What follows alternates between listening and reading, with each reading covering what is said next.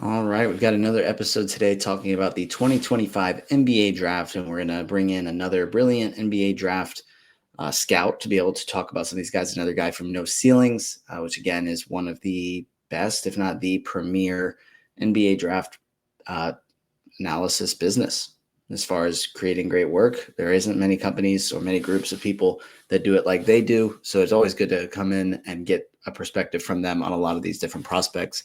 We're going to talk about a few prospects that I feel I have questions about, and that's why I chose some of the players we're going to talk about today. Some of them either I like, but I see that there could be a weakness, or it's like, I'm like not really sure how this player is going to fit. Try and get a fresh perspective on them. Some guys that we haven't really spent too much time talking about so far on the show, so it'll be good to get the opportunity to do that with someone who really knows what they're talking about. Before I bring him in, just want to remind you guys that BetOnline is the world's most trusted betting platform and your number one source for all your sports betting action. With baseball season in full swing, and we're also deep into the NBA Finals as well as the NHL Finals, and BetOnline has more ways to stay in on the action with the latest odds, news, and scores, and even live in-game betting while the games are being played. Last night was a great opportunity. By the time this comes out, I believe it'll be 2 nights ago, talking about live in-game betting during the NBA Finals. It was a really fun back and forth game, and Indiana took the lead there at the end, kind of took over late in the game, which is a lot of fun. It was a fun game to watch, and if you wanted to get in on the action during that, when it was really close there at the end, it would have been a great opportunity to do so. But looking ahead to Game 4, OKC is favored by 6. They were favored by 5.5 points in Game 3. They're favored by 6 now, so despite the Pacers winning, it's now the expectation is that OKC is even more likely to win this next game. And still for the series, the Pacers are at plus odds. It's a minus 218 for the Thunder, plus 185 for the Pacers. So if you really think that the Pacers are going to be champions, and with the way the first 3 games have gone, I don't know. They're going to be a tough team for the Thunder to beat 3 more times. We'll see. But it'd be a great opportunity for you if you want to get in on the action. We also keep the dog days of summer rolling with the largest selection of odds on everything, with updated odds in the MLB, UFC and boxing, to tennis and NFL futures. BetOnline remains the best online source for all your sports wagering info. And in between the games, you can head over to the BetOnline casino with all the top Vegas-style games, including poker and the live casino. BetOnline, the game starts here. All right, and as I said, we have a very special guest for today's episode. We have Nathan Grubel, who's part of No Ceilings NBA, the founder of Draft Deeper. Nathan, how are you? 2, how is this draft class, this draft process, this scouting process been for you this year? I'm doing well, Noah. Thanks for having me on. We didn't quite get to connect last year, but I'm certainly happy to hop on this draft cycle. Listen, it's the playoffs, it's the NBA Finals right now. So as basketball fans, enthusiasts, analysts, we're feasting right now. And with the draft right around the corner, we're less than 2 weeks out when we're recording this, and I can say I'm certainly thrilled with how this draft class is shaping up. There was some skepticism, I think, in terms of how star-laden this class was going to be. Like how many, obviously we have Cooper Flag, we have another guy we're going to talk about today, Dylan Harper at the top, but how deep would this class go in terms of star power? I'm not as optimistic we're going to get like 3 to 5 to 7 all-stars out of this class, but I think very similarly to last year, just with a higher talent pool, I do think we're going to see a lot of valuable contributors come out of this class for years to come, whether they're starter level players, they're guys coming off the bench at a role playing starters level minutes, whatever the case may be. I think the top 20 to top 25 of this class is certainly filled with plenty of depth. And I think front offices have a little bit of their work cut out for them, but I think there's a lot of gems to be found as you go into the 10s and 20s. 100%. Yeah. A lot more fun than last year, but last year's, some of those guys ended up still producing pretty well during their rookie years. And then you mentioned just it being a great time to be a basketball fan. You know, if this NBA Finals goes 7 games, I think it's going to be like 3 days between Game 7 and the start of the draft. So the quote unquote the off season, you know, that's how long we get. We have 3 days because I'm sure nothing's going to happen 3 days before the NBA draft either. But we'll go ahead and dive in. We have 6 prospects that we're going to talk about today, starting with the number 2 player in this class. I'm pretty sure it's like a consensus number 2. I've seen certain big boards that have him other places. But for the most part, I think the expectation is that he's going to go number 2 overall. There have been rumors recently over the last day or so that the Spurs and 76ers are in talks to potentially have Philadelphia move up to number 2. I don't know how legitimate that'll end up being or what a trade package would even look like. But I would say it's probably like a 90% chance, 95% chance that Dylan Harper is in San Antonio. But regardless, how do you kind of feel about Dylan Harper as a prospect? So Dylan to me is the clear-cut second best player in this class. I do think Cooper Flagg is in a tier of his own, but then once you get past Cooper, I think Dylan's in a tier of his own behind some of these other guys you can throw in that 3 to 8, 3 to 9 logjam. I mean, I've been fortunate to actually see a lot of these top prospects in person this cycle. So when I got to see Dylan Harper at Rutgers, I was blown away in terms of just how good I think he could be. He is a legitimate starting level guard, whether you want him more of as a 1 handling the bulk of your offense, or he's playing next to another creator and he's your 2, your secondary option, maybe even your primary scoring option. I think either way, he has all the tools to be special offensively. He is unstoppable getting downhill. He has a strong frame. He can play through contact. Guys bounce off of him, not the other way around. He got to the free throw line at an incredible rate last year. He has the type of physical tools where you can actually project him defending multiple positions. I think he's going to be able to guard 1 through 3 as he fills into his frame, which is huge, right? You're essentially talking about covering every single spot on the perimeter. So his ability to get downhill at will, score for himself, create for others out of the pick and roll. The 2 criticisms that I see most often, one, I do think he leaves a little bit on the table in terms of passing out of the pick and roll. There's some times where I do think that there's some reads where I'll see him make on tape where he'll look to score himself, maybe drive into 2 or 3 defenders where he probably could have had a pass out. He was very confident as a scorer last year for Rutgers, which he had to be because the team around him, other than Ace, wasn't exactly up to the task of playing high-level basketball in the Big Ten. But the other main criticism, which would probably be the loudest vocal criticism that I see and hear, would be his jump shot. And there's some people who necessarily don't fully believe in the jump shot translating, either from a standstill catch and shoot standpoint or him being able to create his own shot off the dribble. When I saw him in person, I didn't have many criticisms at all about his jump shot. I do think with repetition, it's going to come around in time. I mean, this is a guy who he comes from a professional family. He understands the type of work he's going to need to put in at the NBA level. And just given where shooting is today as far as a premium, I'd be willing to bet on him figuring out the jump shot more than it being a hindrance to him. And if the jump shot really is 34, 35, 36% from 3, and he's able to hit a good number of those looks off the dribble, guys can't go under him in pick and rolls. They kind of have to always be fighting over screens, which is where he's best at as a driver. I just see too much of a complete package, Noah, to where this guy is going to be special no matter where he goes. Yeah, absolutely. I really like him. I think it is the clear-cut number 2 guy in this draft. And this is going to be a pretty strange comparison, so just bear with me here for a second. But going back 2 years ago, the 2023 draft, it was considered Victor Wembanyama and Scoot Henderson all season long, heading up to that draft. And I'm not saying that Scoot and Dylan Harper are the same player, because they're not. There are, I would say, comparisons in the way they're viewed, in the sense that, like, Scoot Henderson was, he'd be the number 1 pick in most drafts, but because it's Wemby, he's not going to be the number 1 pick. And I think the same thing is said about Dylan Harper.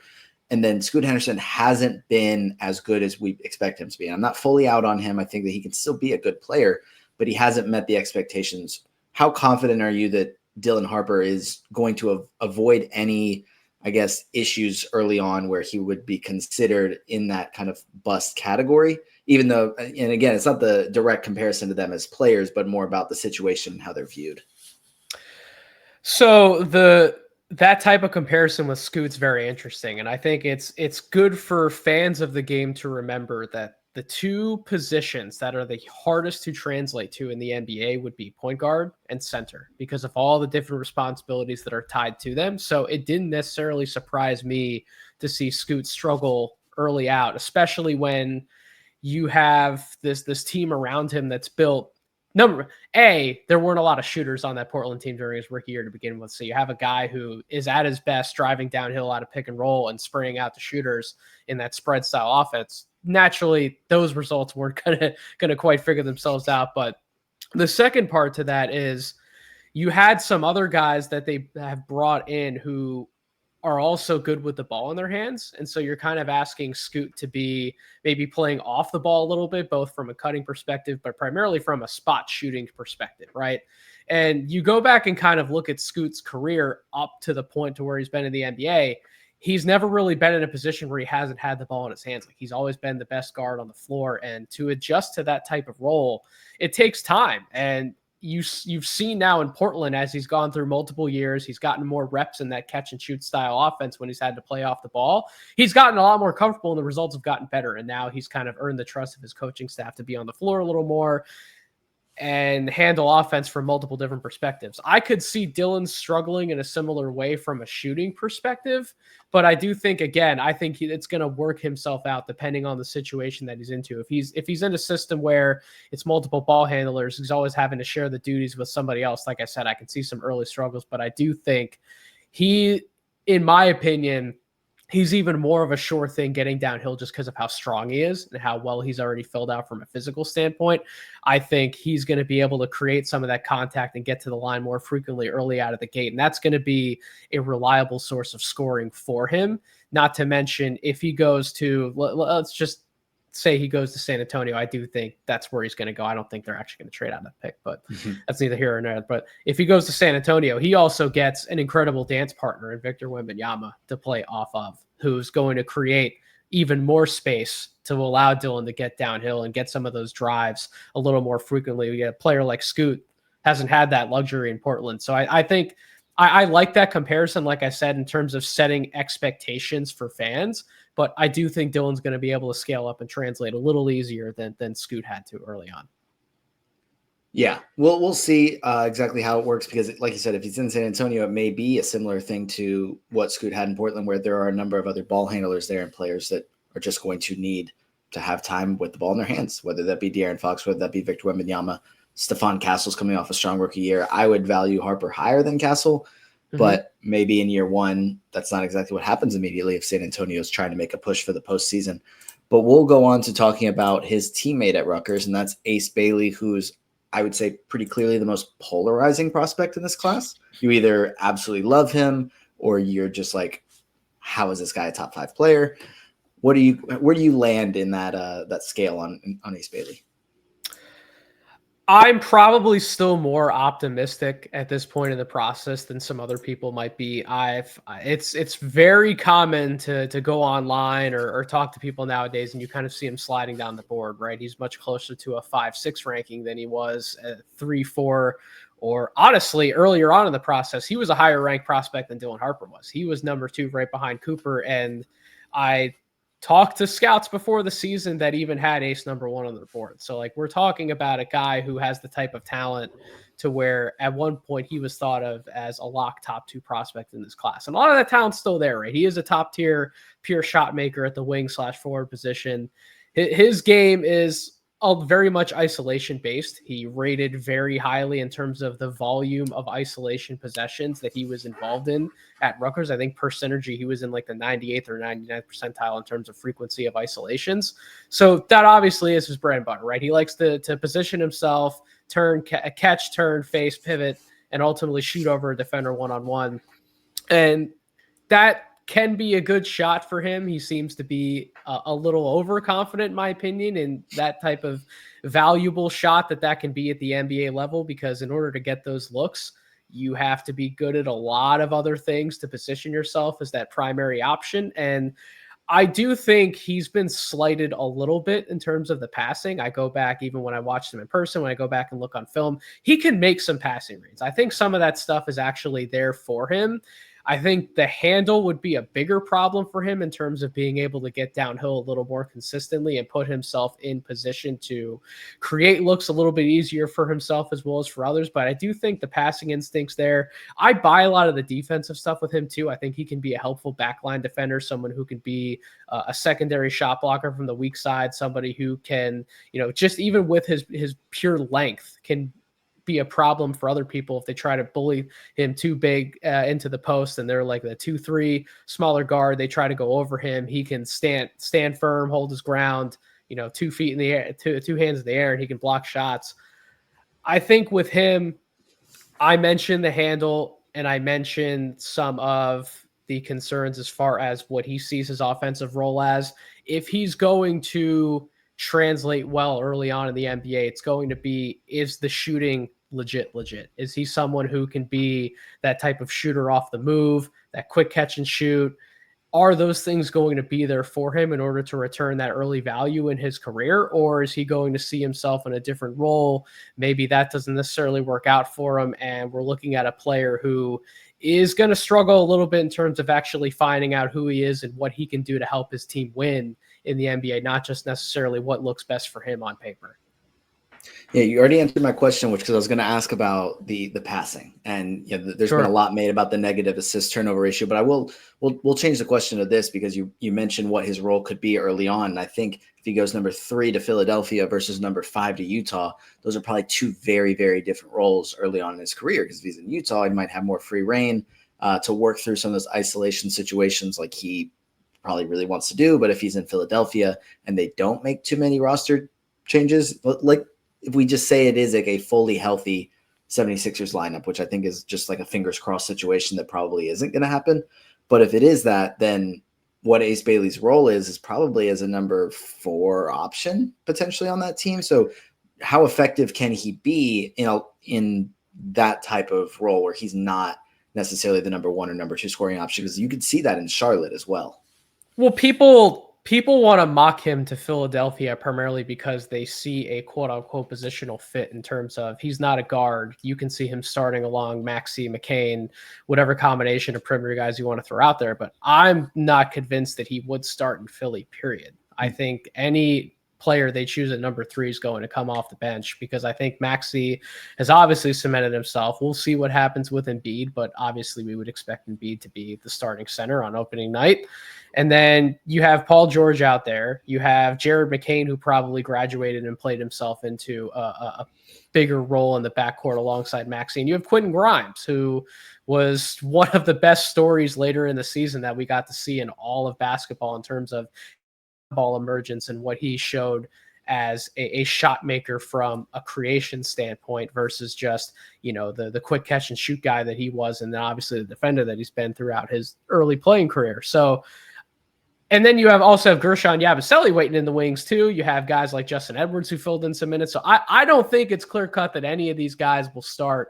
I think for Ace in the Philly situation, exactly what I laid out in terms of being that dynamic shooting threat would be, again, his best path to getting minutes, and then trying to do as much as he can on the defensive side of the ball to really not be a liability. I don't think there's any player they're going to take necessarily at number 3 that's going to clean up their perimeter defense overnight, but can he not be a liability on that end? And then offensively, can he be that quick type of shot maker that can play off of other guys like Maxey, McCain, Embiid, Paul George? Because those guys are able and willing to move the basketball, right? Like, and Embiid, for what it's worth, he's become a much better passer since he's been in the NBA. Paul George, we know, has those secondary playmaking chops. Tyrese Maxey can get downhill at will and then force defenders to collapse on him to where he can find and spray out to the open shooter. Jared McCain, when he was playing and healthy last year, some of the best attributes about his game were some of the passing reads he was able to make, even though a lot of people viewed him as a spot-up shooter coming in. So I think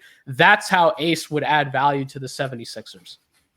Yeah, and it'll be interesting to see whether he's able to fully buy into that role, because that's a great point about him maybe not just starting immediately, because I think a lot of times these players that are going this early, we just automatically assume that they're going to start, even if they are on teams that are going to be not probably back picking top 3 again next year. I would assume the Philadelphia is much better next year, but maybe he is in a reserve role, and maybe sometimes he is coming in and just being a catch and shoot threat. Sometimes maybe they'll say, hey, like, we want a bench scorer. We want someone to come in and we're going to put the ball in your hands, see how you develop. So that'll actually be a pretty interesting situation versus somewhere like Utah, where it might be from day one, hey, we want to see how good you can be. Here's the ball. Go figure it out. Go have fun. And worst case scenario, we pick top 3 in 2026, which is going to be a really fun class. So maybe that's their plan all along. But we'll move on to talking about, I think the next 3 players that we'll talk about are also fairly polarizing, in the sense that I've seen them ranked pretty high some places and some people be very, very out on them for one reason or another. But I want to start with Asa Newell from Georgia, who I think, he's a lefty, has a nice post game, but there's a lot of question marks about how he can be as a defender, how good he can be as a shooter. Where do you fall and how you feel about how good Asa Newell can be? I think having a top 20 grade on him is pretty reasonable, in my opinion. He's a 6'10" forward in shoes that has great athleticism for his position in terms of his verticality off 2 feet. He's a clear as day finisher. He can run the floor in transition. Those are clear strengths for him, along with his offensive rebounding. He's a lob threat, but he has some elements to his game where when you try to break out some of the other skills, they're not fully there yet. And even when they were present at Georgia, I think we saw them more in flashes and not necessarily full on. This is going to translate for you in the NBA from day one. Like the jump shooting progressed while he was at Georgia, but even he would tell you in interviews, like he was not happy with the results in terms of where his jumper was at Georgia, but it's been something that he's been working on, ever since he's been out of college and preparing for the NBA draft. I think he is going to become an average shooter in time, but it may take a little bit for him to get there. And then you throw in some of the other elements that have been very common in NBA offense nowadays, which is that 5-out, that modern spacing, in the sense of maybe the big man isn't necessarily there to shoot jump shots, but he is a handoff guy. He's able to operate in those actions, maybe fake a handoff, take somebody off the dribble. He's able to find guys on the move when that initial move isn't there for him. And some of the passing stuff hasn't really been there for him on tape. Some of the self-creation stuff in terms of him getting downhill himself versus being assisted, whether it's a lob at the basket or a catch and finish off of a cut. Some of that stuff hasn't fully been realized on tape. And then defensively, he can act as a rim protector in terms of a second side shot blocker, but he didn't necessarily prove himself to be that type of low post defender one-on-one. He's going to stop another big man from scoring over him necessarily either. And the defensive rebounding was also a big concern. So there's a lot of these fun elements to him, but there's also enough that he's going to need to work on in order to fully realize his potential, to where you can take a bet on him later in the lottery. But if you're not sure about some of these things that are generally required from bigger forwards and centers to actually get on the floor in today's NBA, that might be why he might slip down some boards a little bit. But all the buzz that I've been seeing and anything that I've heard indicates that he's probably closer to going inside the lottery than closer to the 20 to 25 range. So let's say he does go around the lottery, maybe just outside, just inside. Some of the teams around there could be Atlanta, San Antonio, Oklahoma City, Orlando, Minnesota, and then Washington and Brooklyn wrap up the teens there. Is there any team in particular that you think that he would be a really flawless fit on, or a certain type of player that you think he needs to be next to in order for him to be maximized as a talent?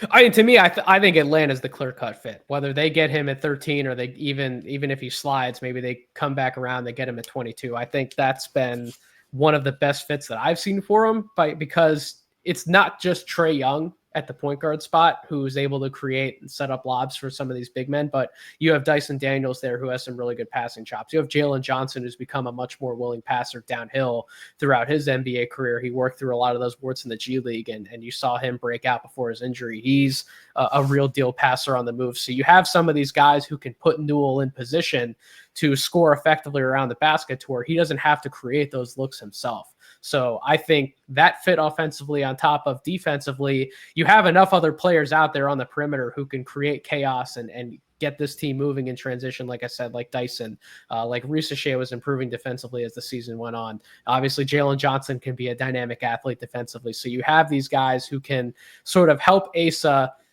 in terms of not everything's being funneled to him. They can sort of get some of these stops on their own and create some of these elements in transition, to where now all of a sudden you're getting back on offense. You're taking advantage of another one of Ace's strengths, which is he is one of those better run and jump type athletes at the big position in this class. Get him going in transition, get him some easy looks. Now all of a sudden you're not building anything geared towards him, but by nature, you're also helping enhance some of his strengths and how he can help your team.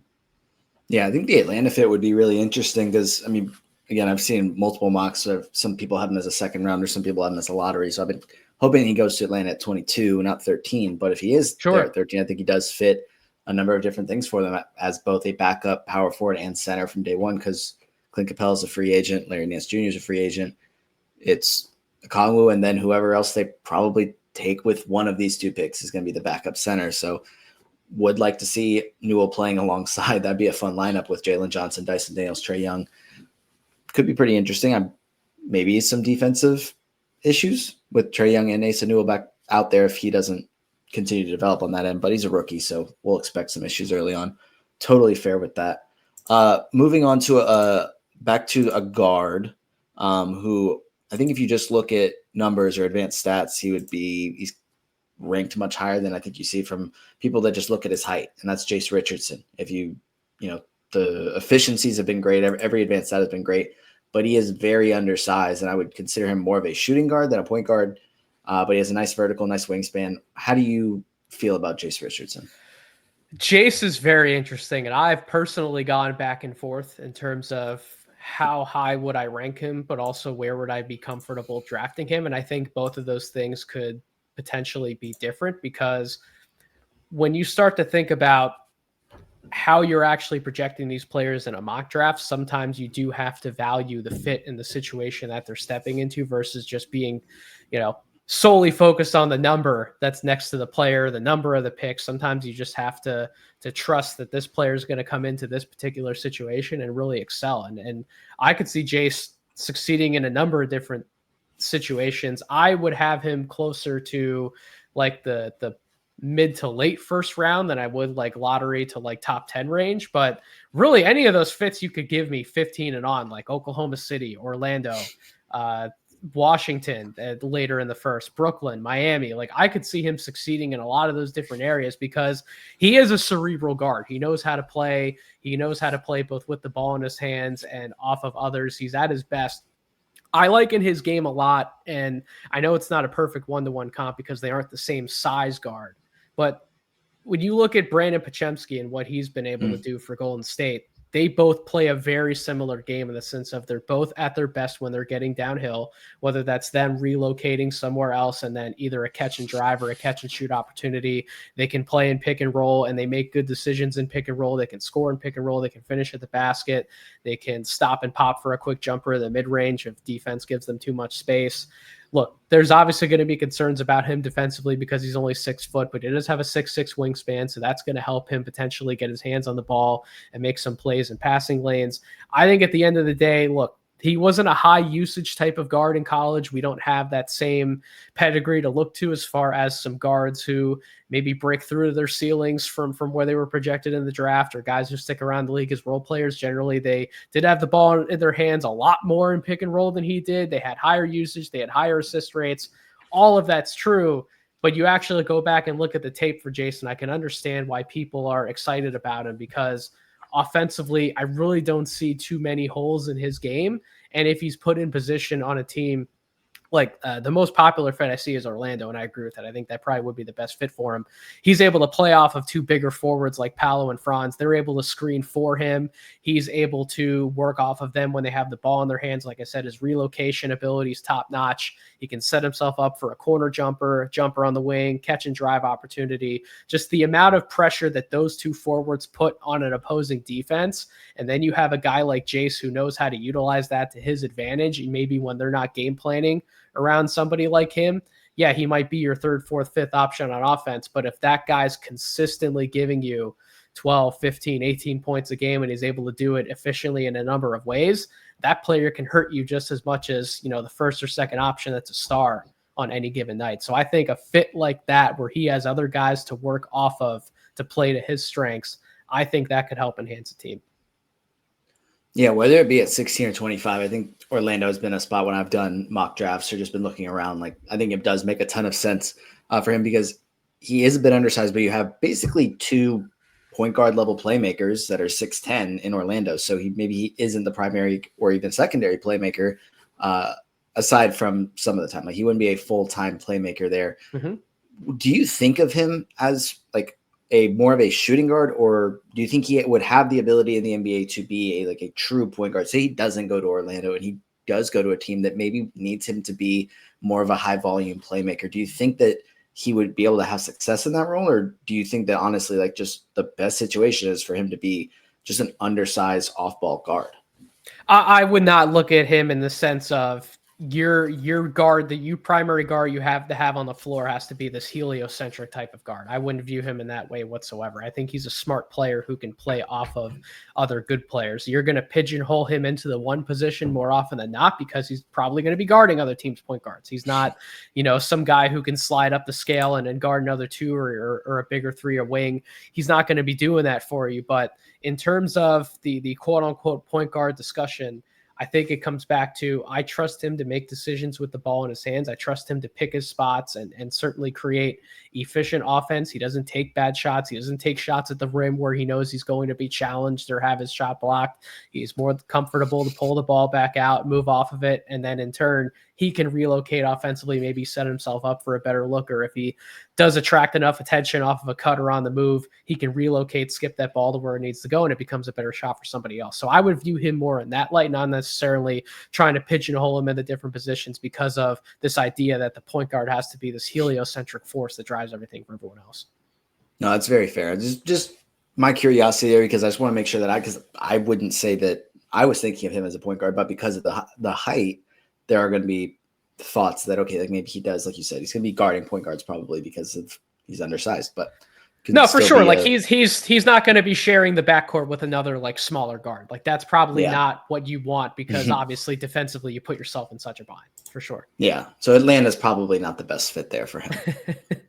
But we'll see what probably not. But think about him in a place like Oklahoma City though too, right? Like I know that he doesn't necessarily fit like their positional size type of mold that they've been looking for. And I know they always take a million guards, but like I've talked about it on other podcasts where I don't necessarily think they care if they have a million guards in the locker room. They want guys who fit, they play to their system, and they're just the type of high character, high professional guys. Like Jace, I trust that he's the son of Jason Richardson and that he's seen what it's like to work as a pro, to be a pro. I think he could come into a locker room from day one and be the type of guy Oklahoma City could look for. So I wouldn't, just because they have a bunch of other guards on the roster, doesn't mean I would say they can't take another one, especially if that guy could be a player like Jace who just, he would be so excellent in their system and how they do things.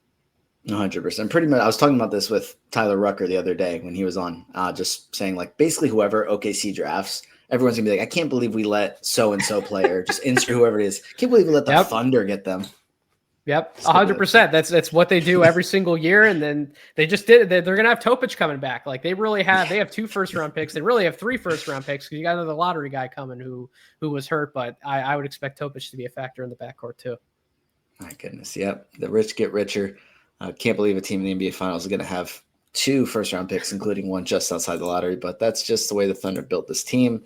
They've done a really good job of doing it. Going to go with a rival here from a rival to Jace Richardson's team, Michigan man Danny Wolf, who I really liked early on in my scouting process because it was fun to see a guy who's about 7 feet tall throwing really fun passes.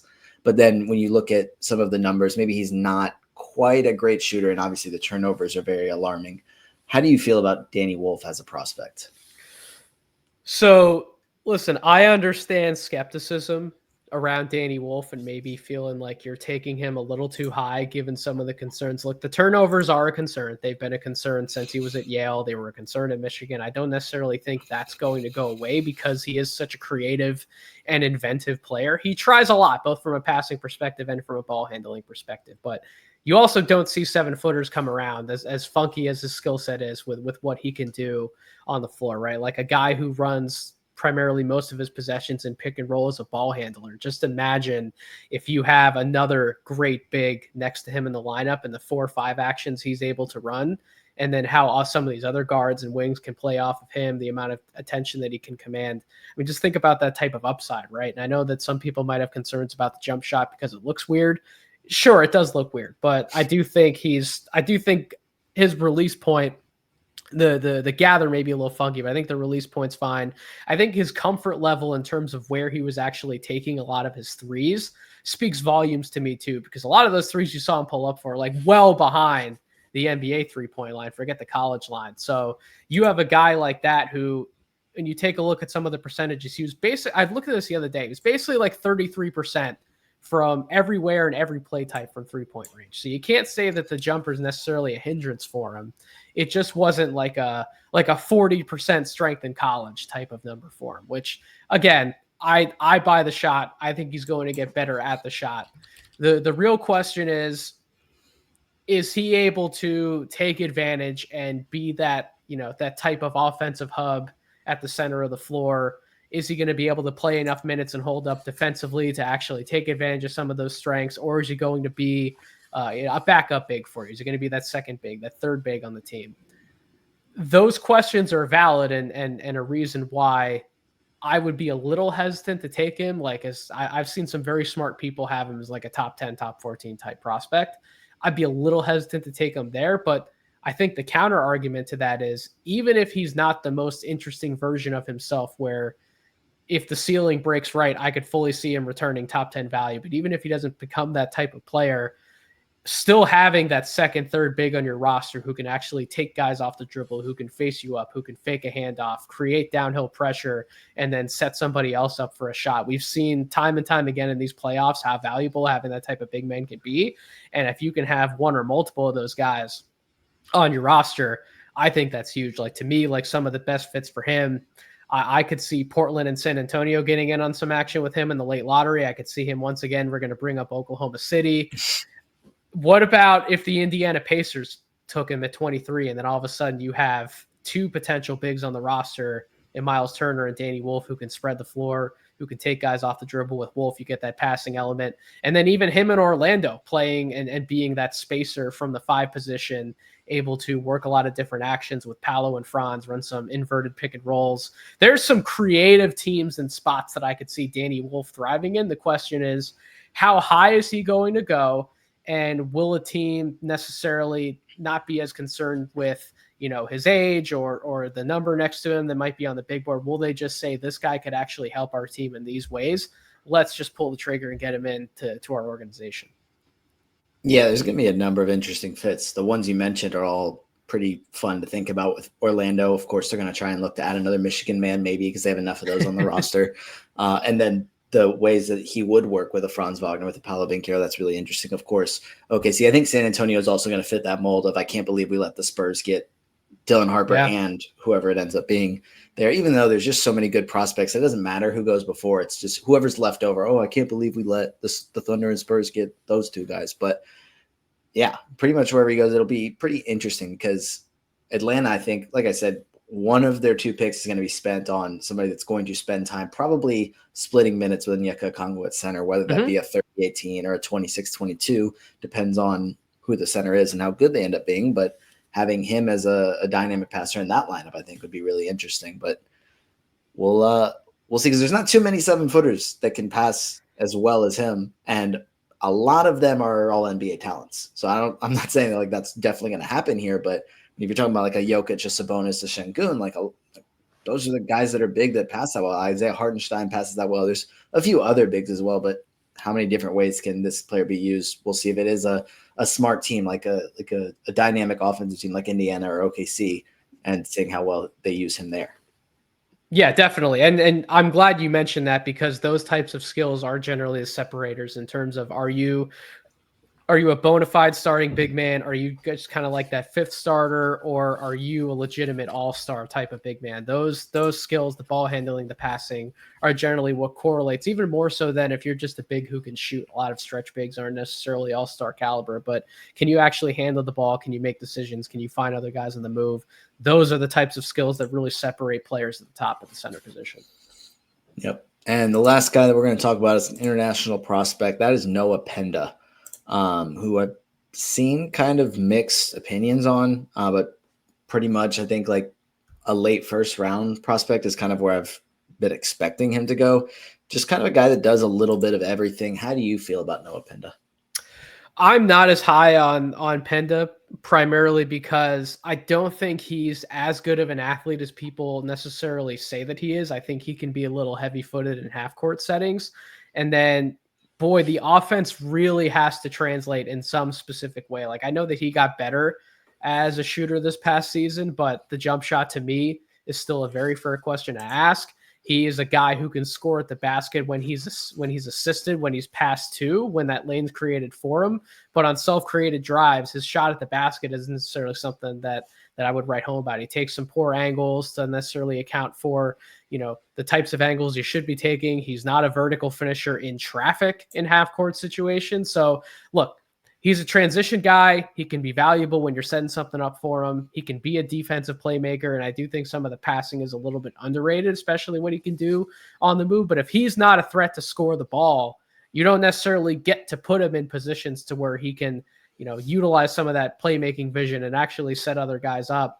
And then defensively, like I said, if he does get put in binds in the half court where he's not able to keep up with somebody, now all of a sudden his handsy nature in terms of, creating deflections and getting some of those defensive plays out there for the rest of his team, if he's put in position to where he can't keep up, he gets in foul trouble. All of a sudden he's not able to stay on the floor for that or some of the offensive concerns. I have my question marks with him, which is why I haven't been as high on him throughout this process. But there are people you talk to who can see him as like a top 25 type of prospect. I would have him more in like that early second round territory. But if more of that offense does come around, if he can make spot up threes, if all of a sudden he gets better in terms of his positioning offensively and figures out how to take some better angles and score at the basket, like you can see a world where Pendy becomes one of those draft day steals and teams are kicking themselves saying, how do we let this 6'8" forward who's this massive human being and who has some of these dynamic skills fall to us in the second round? Like I really wish the Denver Nuggets had a pick in this territory, because when we're talking about like the Nuggets lack depth and some of the pieces that they were missing in the playoffs to go even deeper than they did. Like imagine Pendy working off of somebody like Jokic. Like now all of a sudden you answer a lot of those questions for him because you have such a dynamic big man. Both he and Jamal Murray in that two-man action, they're creating so much attention towards them to where you're freeing a guy up like Pendy to find those cutting lanes, those slashing lanes like Aaron Gordon does. And then you also have him and his secondary playmaking instincts, where if you get him on the move, he is that type of guy who keeps his head up. He can spray the ball out to some of their other shooters. Like that's the type of fit where I would want to see Noah Pendy ultimately end up. But I mean, look, there's some teams at the end of the first round, like Brooklyn with one of their later picks, the Boston Celtics, the Spurs wheeling back in the second round, even like the Golden State Warriors at 41, if there was like some dramatic type of fall for him. Like those are some situations I can see him working in, because there's systems that are set up for, player movement and ball movement versus we're just going to have you stand in the corner or come up in this specific action. It's a lot more symphonic in the sense of there's guys always moving. Noah Pendy can be put in a position to where things are created for him and he can help others. Not necessarily he has to do everything himself. So I think, to me, when you get into whether it be the late first round or honestly maybe outside the lottery, but even into the second round as well, you're kind of looking for players that have something at an NBA level, like a skill at the NBA level, where you say, okay, like bare minimum, they're going to be really effective at this one thing. And then if they're able to develop in other ways, then they'll be a more complete player. Like say it's like a really, really good passer, really knockdown shooter, really good defender. What do you think the skill is for Noah Pendy that he would be strongest at? Because I've seen a lot of, he's a really good, well-rounded player, but I'm not really seeing too much of a specific strength unless you have one for me. So that's the thing. Like he doesn't necessarily have, other than the defensive playmaking, he doesn't have that one thing where he really hangs his hat on. And I agree with you. No, it's not just about, finding that one or two things that get him on the floor and in the later parts of the draft. That's also true even in the lottery when you're drafting high. Like these guys have to have signature skills that they can hang their hats on. Like a coach has to know, if I'm going to this player on the bench, I know what they're getting from them. And I know that, I don't necessarily have to devise my offense to put them in a position to succeed or devise my defense to put them in position to succeed. But because they have these things, they will be able to figure it out for themselves and mesh with my other guys. And I know what I'm going to get from them on a nightly basis. So with Pendy, you're going to get effort. You're going to get hustle. He has a good motor. He has the types of hands and length to be able to create deflections and get guys out in transition. Like I do buy some of the defensive playmaking stuff, but like I said, that the offense, there isn't one area in particular where he can hang his hat on other than finishing opportunities that are created for him. And I think at today's NBA, you have to have a little more than that from a scoring perspective to beat out some of these other guys you can put on the floor. All right. Well, that was 6 prospects that we were able to talk about in about 45 minutes. That was perfect. Nathan, thank you so much for hopping on with me. What content are you working on right now, and where can everyone find your content?